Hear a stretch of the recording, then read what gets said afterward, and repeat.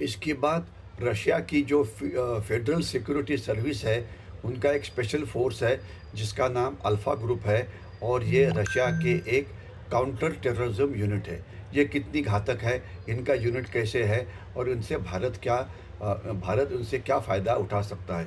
देखिए, ये एक एंटी टेररिस्ट यूनिट है, यानी कि कोई दहशतवादी है कि जो बच्चों को बंधक बनाते हैं या दहशतवादी किसी बिल्डिंग के ऊपर हमला करते हैं और उनको बाहर से निकालना है, या दहशतवादी कोई उल्टा बॉम्ब स्फोट वगैरह करने की कोशिश करते हैं, दहशतवादी हमला शुरू होता है, तो ये एक स्पेशल एंटी टेररिस्ट फोर्स है।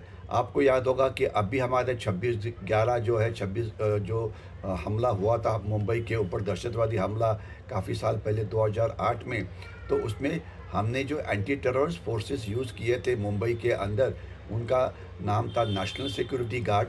और उनके जो 51 और 52 स्पेशल एक्शन ग्रुप है, इनको हमने ये जो 3 होटल्स जहाँ पे ये 8 दहशतवादी गए थे, वहाँ पर हमने उनको इस्तेमाल किया था और इनका काम बढ़िया रहा है, जिसमें हवलदार गजेंद्र सिंह और मेजर उन्नी कृष्णन, इनको परमवीर अपना अशोक चक्र, ये शौर्य पुरस्कार से गौरव किया गया था। तो ये जो रशिया की जो यूनिट है, इनका भी काफ़ी एक्सपीरियंस है। रशिया में जो दहशतवादी हमले ये होते रहते हैं, वो जो चेनन्यान वाले जो लोग होते हैं वो होते हैं, या बहुत सारे जो देश रशिया से अलग हुए हैं, वो भी रशिया के अंदर काम करते हैं।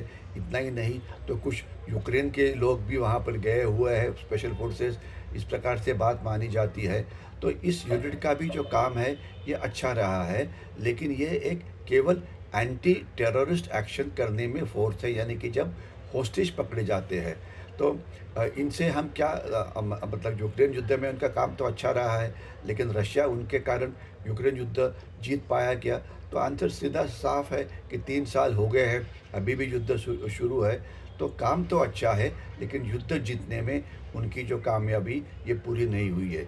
और जब तक भारत का सवाल है, हमारी जो काउंटर टेररिज्म फोर्सेस है, ये काफ़ी अच्छी है। लेकिन अगर इस प्रकार के फोर्सेस के साथ हम जॉइंट ट्रेनिंग करते हैं, तो उनका जो एक्सपीरियंस होता है, उससे भी हम सीख सकते हैं। उनकी टैक्टिक्स, यानी कि वो रूम के अंदर किस प्रकार से कार्रवाई करते हैं, उनका कम्युनिकेशन कैसे होता है, उनके पास स्पेशल वेपन्स जो है वो किस प्रकार के होते हैं, किस प्रकार के टैक्टिक्स या युद्ध के डाव वो इस्तेमाल करते हैं। तो ये हर एक की अपनी अपनी खासियत होती है। तो ये इम्पोर्टेंट है कि इस प्रकार से किसी भी अच्छा काउंटर टेररिस्ट फोर्स है, तो उसको उससे हम सीख सकते हैं, क्योंकि दहशतवाद का जो खतरा है हमारे देश में है, और ख़ास तो हमारे एयरपोर्ट्स है या डॉकयार्ड्स है या बड़े स्ट्रेटेजिक टारगेट्स है, यहाँ पे ये इस प्रकार का दहशतवाद का हमला हो सकता है। तो उसके लिए हमें ये जो एंटी टेररिस्ट फोर्स है, उसकी ज़रूरत है। तो हमने इनसे भी सीखना चाहिए, उनकी जो बेस्ट प्रैक्टिसेस है, इसे फॉलो करना चाहिए, ताकि हमारा जो एंटी टेररिस्ट फोर्स 51 और 52 एसएजी जो अलग-अलग एयरपोर्ट्स के ऊपर होता है, वो और ज़्यादा अच्छा बन सके।